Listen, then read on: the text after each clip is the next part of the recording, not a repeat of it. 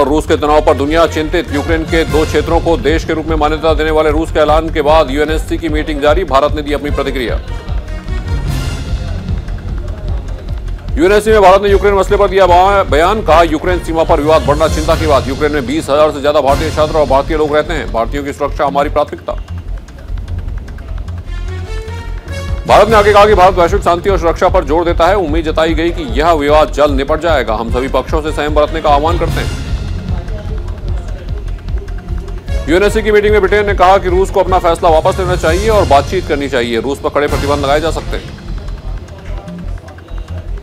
रूस के फैसले पर अमेरिका ने जताई नाराजगी। कहा, रूस का फैसला अखंडता और संप्रभुता को चुनौती, यह अंतर्राष्ट्रीय कानून का उल्लंघन है।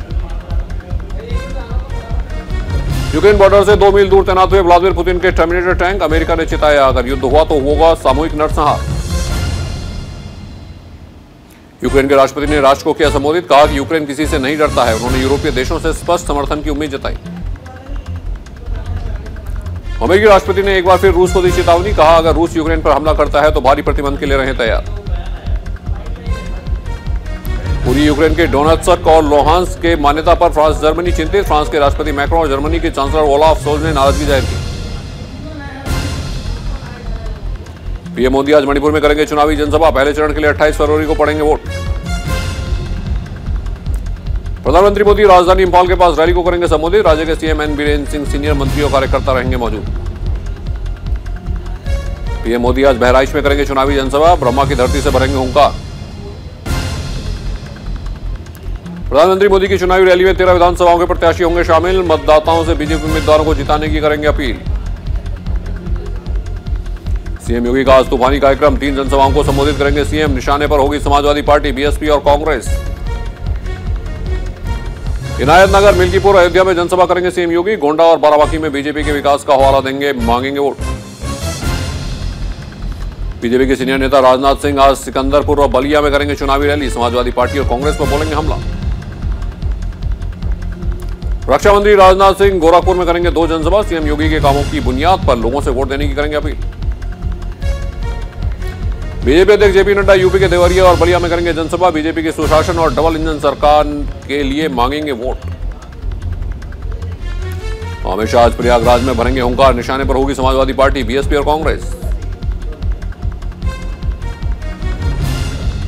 समाजवादी पार्टी अध्यक्ष आज ताबड़तोड़ करेंगे रैली। प्रयागराज और चित्रकूट में बीजेपी पर साधेंगे निशाना।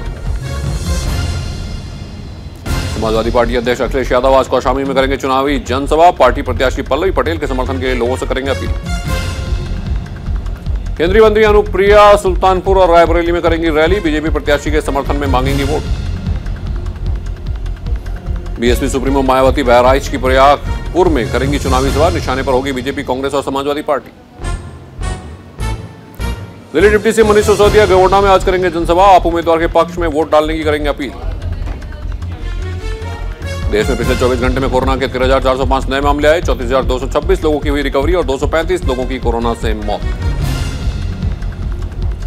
वहीं देश में एक्टिव मरीजों की संख्या 1,81,075 है। देश में अब तक 5,12,344 लोगों की मौत हो चुकी है। दिल्ली में कम हो रहा है कोरोना का कहर। बीते 24 घंटे में 370 नए मामले, 4 संक्रमितों की मौत। मुंबई में कोरोना बीते 24 घंटों में कोरोना का थमता कोराम। 96 नए मामले आए सामने, 188 लोग रिकवर, 1 की मौत। हिमाचल प्रदेश में पिछले 24 घंटों में कोरोना के 144 नए मामले सामने आए। 432 मरीज हुए ठीक, 1 मरीज की मौत। अब भी राज्य में 1630 सक्रिय मामले। तमिलनाडु में बीते 24 घंटे में 788 लोग कोरोना पॉजिटिव। 2692 लोग हुए हॉस्पिटल से डिस्चार्ज। 1 व्यक्ति की कोरोना से मौत। ओडिशा के मुख्यमंत्री नवीन पटनायक ने भुवनेश्वर में बन रहे इंडोर स्टेडियम के काम का लिया जायजा। स्टेडियम के कार्य में लगे लोगों के साथ खिंचवाई तस्वीर। नीति आयोग के सीईओ ने कहा, 9.2% की दर से आगे बढ़ रही है भारतीय अर्थव्यवस्था। आगे भी तेजी जारी रहने की उम्मीद। एलआईसी ने पॉलिसी धारकों के लिए जारी किया अलर्ट। अपडेट करा ले बैंक अकाउंट की डिटेल्स। क्लेम की प्रक्रिया में होगी आसानी। विमान ईंधन को जीएसटी के दायरे में लाने की तैयारी। सरकार कर रही है फॉर्मूले पर काम। रियल एस्टेट को भी मिलेगा आसान कर्ज। वित्त मंत्री रिजर्व बैंक से करेंगी चर्चा। किसानों को केंद्र सरकार 11वीं किस्त का जल्द देने वाली है तोहफा। ई-केवाईसी और स्टेट चेक करने के मामले में जरूरी बदलाव पर ध्यान दे किसान। हेल्थ सेक्टर को बजट में कम आवंटन के सवालों पर वित्त सचिव ने कहा, यह मुख्य तौर पर राज्यों की जिम्मेदारी।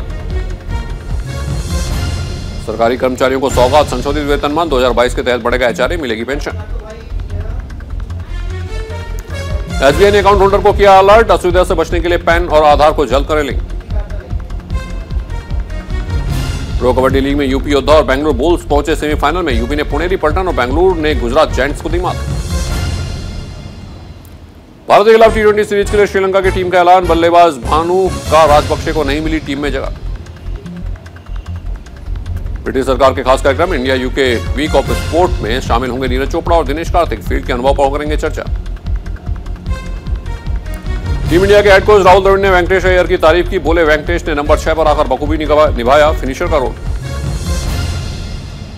रिद्धिमान शाह के ट्वीट को लेकर बीसीसीआई एक्शन में, विकेट कीपर से पूछताछ कर जानेगी पूरा मामला। भारत की महिला क्रिकेटर वीआर वनिता ने लिया संन्यास। 2014 से 2016 तक भारत के लिए खेले 6 वनडे और 16 टी20 मैच। आईसीसी मेंस टी20 वर्ल्ड कप के क्वालिफायर के एक मैच में ओमान ने फिलीपींस को रौंदा। फिलीपींस 36 रनों पर ढेर। 2.5 ओवर में ओमान ने हासिल की जीत। विजय देवरकोंडा ने अपनी और रश्मिका मंदाना की शादी की खबरों पर लगाया ब्रेक, ट्वीट करके कहा नॉनसेंस। वकील साहब के बाद फिल्म RC-15 में नजर आएंगी अंजलि, इंस्टाग्राम पर पोस्ट कर दी जानकारी।